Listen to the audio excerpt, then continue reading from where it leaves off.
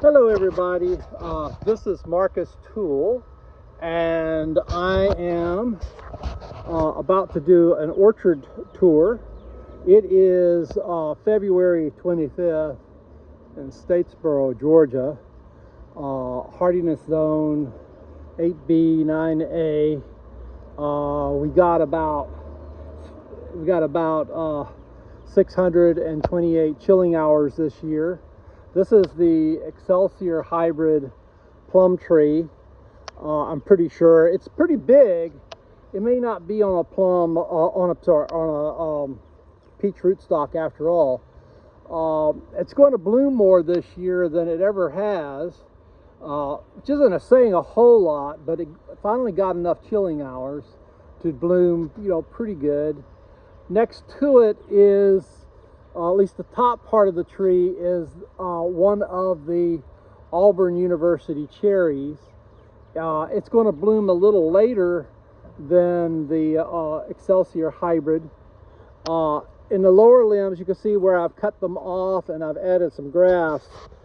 This is where the Reynolds strain was on the tree, and that strain was having serious issues with disease. And so I cut those branches out, and I'm grafting in their place Ruby Queen and Black Ruby and a Ruby Sweet as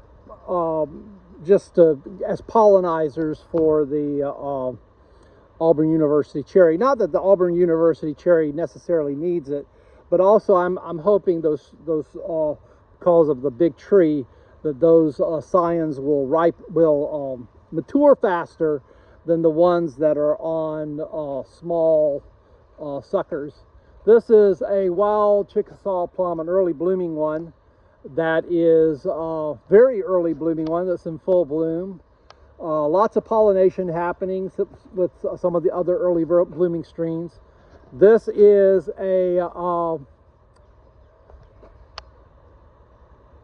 as you can see, it's about to explode into flower. This is Sprite.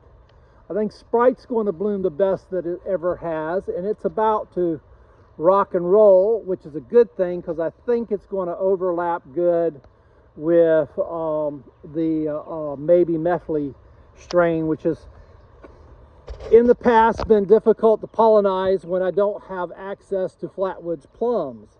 And since the pine plantation had a wildfire, all the flatwoods plums that I have access to burned up in the fire. So I'm hoping that a cherry plum will bloom with the maybe Methley and will pollinize it. This is another one that might pollinize it. That's blooming significantly for the first time this year.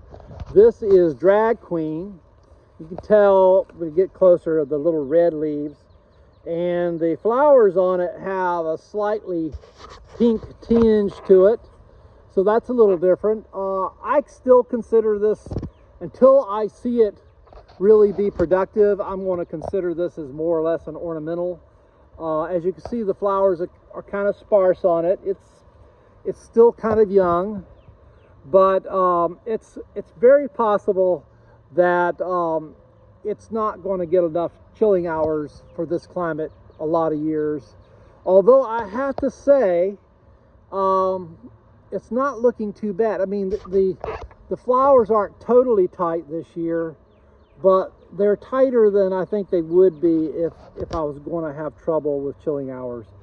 I think I'm going to give this one, well, I'm going to see how it produces this summer, and then I'll make decisions of whether or not I want to graft it over. It's a very pretty tree, so I may keep it just as an ornamental, but we shall see, or just so I can learn more about it. These are some of the Gulf Series plums that I've grafted. This is the one that I hope to keep, but I'll keep whichever one. Over here in this area, I'm going to put the Gulf Beauty, and not all these grafts in this area are Gulf Beauty. And that particular one there, the reason I'm interested in it is because it's on a Munson rootstock, Munson plum, and I want to see how Munson plum does as a rootstock long term. These right here are some Mariposa plums that they're kind of the spares. This is a Ruby Queen. This is Ruby Sweet that was grafted into the Odom, and it's going to bloom this year. I was hoping maybe it would bloom with maybe Methley, but I don't think it is. I think it's going to bloom too late for that, but we shall see. Here's Miss Bessie, and Miss Bessie is, you know, stacking up to be one of the latest bloomers in the orchard, so that's kind of what I expect, and I kind of expect it to overlap with the Auburn University cherry, which is also really late. This Ruby Sweet is not going to bloom this year because it's little, and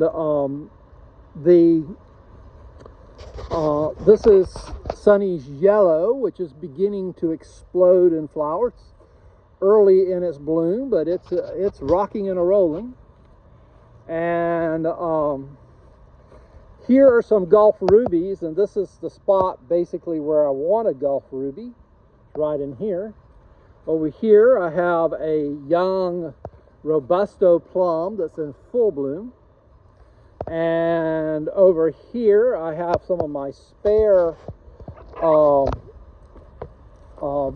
spring satin plum grafts, and then I'm grafted spring satin into this slightly older Ridgeland, and I'm going to have this as a spring satin, and I'm hoping the older tree will mature faster with the spring satin than it would be had I just started with a small graft. Over here I've replaced the flea market with a Byron Gold. I just wasn't that impressed with the quality of fruit from flea market. I have to say, I am not convinced that flea market isn't just Segundo. I'm going to have to see more from the Segundo plant to be sure of that, but I'm just not. I just have a feeling. Over here we have a hybrid type plum that I've called Iron Gate. Came from a person who lives in Iron Gate. I don't know what it is. It wasn't particularly good last year. And then this is a late blooming wild type Chickasaw plum that was the rootstock for that. And as you can see, it's not even, I mean, it's probably got a good 5 or 6 days to go before it's going to really bloom. Tools Heirloom is blooming kind of early this year relative to the others. It's in full bloom. It's not blooming much this year, I have to say that, but what it's going to bloom, it's rocking and rolling. And over here, this is the Munson plum that I've grafted into its branches a Gulf Rose plum. This is the Baldwin pear tree beginning to get into what early full bloom is what I would call that. Over here next to it is the sort of multi-graft of a Korean giant, some mystery Asian type plum, and Savannah plum. I mean, sort of pears. This is the maybe Methley, the giant tree that's about to explode into flower. Hopefully it will overlap very well with Sprite and with Excelsior and with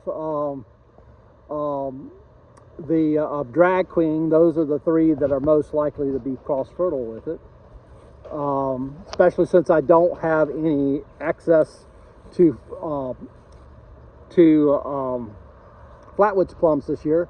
This is my Robusto, the original Robusto tree that's beginning to be in what I consider full bloom.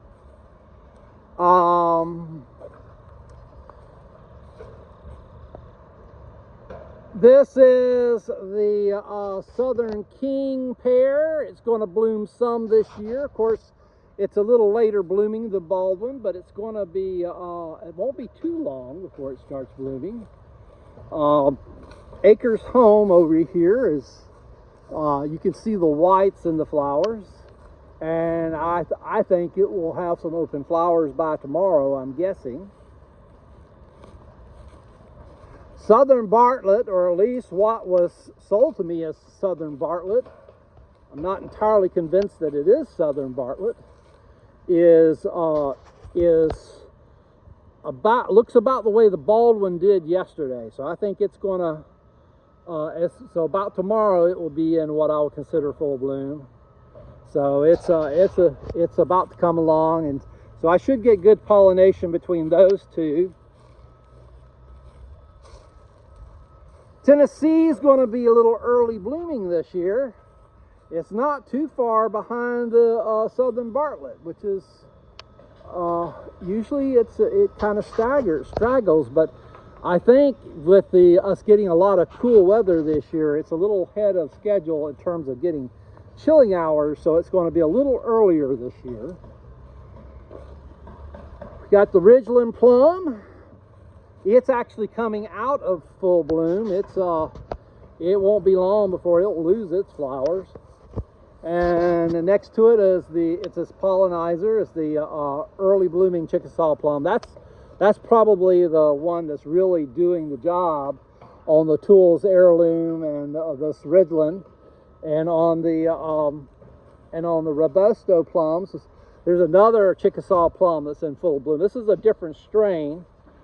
This one makes a little better plums, but it has never suckered, so I can't sell suckers of this one until it suckers. I don't know why it's never suckered, but it never has. All right, so let's continue on in the tour. As you can tell, my lawn desperately needs mowing, and that is something I hope to do this weekend if I can get a new lawnmower between now and Saturday. All right, this is another Byron Gold. This one's in full bloom. Now, I'm not going to let this little tree try to produce a fruit, but I did want it to bloom just to see when it blooms relative to the others. And looks like it's going to bloom mostly with the Robusto and the Tools Heirloom. Those are the two trees. This is my Savannah pear tree. There are no bloom buds in it, and it's late blooming anyway. This is the Tennessee pear tree, and it's another one. It's full of bloom buds, but it's late blooming. Don't know that I have much to overlap with it at bloom time this year, so we shall see if we might find out that it's self-pollinating this year, depending on what else is blooming with it when it does bloom. This is my big Robusto tree. As you can tell, I just cut a big chunk of it out. That was the NC McKibben portion of the tree. I've decided I don't like NC McKibben, so I just cut that out. It wasn't a very, that was, I was concerned that if that stayed the way it was, that tree was going to eventually split. So I removed that. Got some young blueberry bushes and huckleberry, but well, actually these are both huckleberry bushes. This is right here is the LeConte pear, full of bloom buds. I mean, full of bloom buds. It's going to bloom with the Southern King, and it's also going to bloom with the it will overlap some with the Southern Bartlett and the Tennessee. This right here is my Mariposa plum. This is actually where I want to have a Mariposa plum, so I'm hoping that one does real good. I've got some spares other parts of the yard. This is a blueberry bush, huckleberry bushes. Huckleberries are in full bloom. Boy, I was with the plums and with the huckleberries, I was really afraid that they were going to get yacked by that cold that came through last week, but they seem to be doing fine. I've cut, this is Black Ruby. I cut it way back because all the branches are so erect. I'm hoping this will cause it to kind of branch out and sort of spread out in its growth. This is where one of the segundos, this was the segundo I had on a Mariana rootstock, and I've actually grafted it over to Ruby Queen. And this is another one. I have Ruby Queen grafted onto the NC McKibben. All the plums in the front yard are grafted onto NC McKibben. And in here, in the back here, I have some NC McKibben. This is a little Mariposa that's breaking dormancy that's on the NC McKibben. And this one here is a, oh, there it is. That one is a black ruby that I grafted onto it. Right where it was growing. So let's see here. So as I said, this was the Ruby Queen. Right there where that hole is, or was, is where the Whimsy Plum was last year. There's Sagway following me around. And you know, the neighborhood next door to me got bulldozed down, and apartment buildings are going up in their place, and all the stray cats, or all the cats that lived in the neighborhood, have decided that they have adopted me. I didn't really adopt them, but they have adopted me. And I know there's a YouTube channel out there called Clint's Reptiles, and he maintains that cats have domesticated humans rather than the other way around. And I'm not convinced that he's wrong about that. This is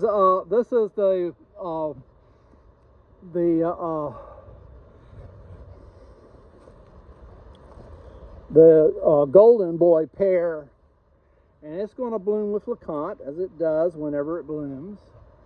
And it's going to bloom pretty good this year. If I can keep the fire blight off of it, maybe I'll get a crop. We'll see. I've really, you know, early on when this was a younger tree, it was producing so good, and I just thought this was going to be a great tree. And it has struggled with one disease issue after the other ever since. And so I don't know, I can't recommend it for the Deep South, I don't think, even though others have really good luck with it, but I haven't. All the citrus trees, you know, made it through the various cold, except this one. This one looks pretty bad. I don't know why it didn't do as well as the others.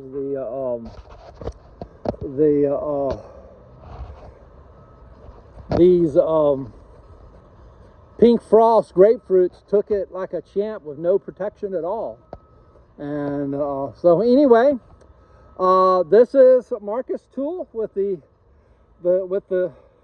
Spring Bloom Orchard Tour, February